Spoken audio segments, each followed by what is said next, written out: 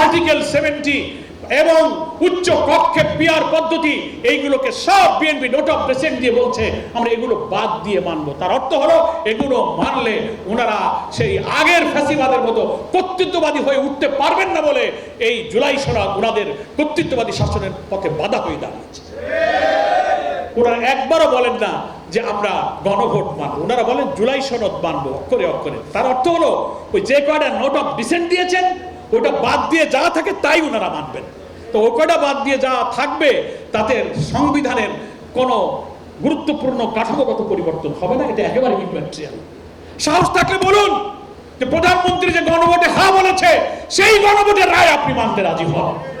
আপনি কি আপনার দেওয়া হ্যাঁ ভোটকে ইগনোর করবেন? বিভিন্ন জায়গায় বিরোধী দলের উপরে হামলা করা হচ্ছে, বিরোধী দলের এমপি, সংসদ সদস্য যারা যেখানে যাচ্ছে, হাসপাতাল দেখতে যাচ্ছে, কোন একটা রাস্তা দেখতে যাচ্ছে, সেখানে বিএনপির লোকেরা এসে মব সৃষ্টি করছে। জগন্নাথ বিশ্ববিদ্যালয়, ঢাকা কলেজ, ঢাকা আলিয়া, বেগম রোকেয়া, দেশের বিভিন্ন শিক্ষা প্রতিষ্ঠানে সেই আওয়ামী লীগের ছাত্রলীগের মতো ছাত্রদল আবার হামলে পড়েছে কিনা বলেন? আপনি তদন্ত করেন, আমি চ্যালেঞ্জ দিচ্ছি। যে কয়টা জায়গায় মারামারি হয়েছে কোন জায়গায় শিবির আক্রমণ করে নাই, শিবির আক্রান্ত হয়েছে। এই সমাজে অনেক ব্যাধি, অনেক ক্যান্সার, মরণ ব্যাধি এই সমাজে বাসা বেঁধেছে কিনা বলেন? মাদক, এমন কোন পাড়া নাই যেখানে কোনো মাদকের ব্যবসা আড্ডা নাই। ধর্ষণ, সন্ত্রাস, চাঁদাবাজি, এখন তো আলহামদুলিল্লাহ কি বলা যাবে, যারা ক্ষমতায় এসেছেন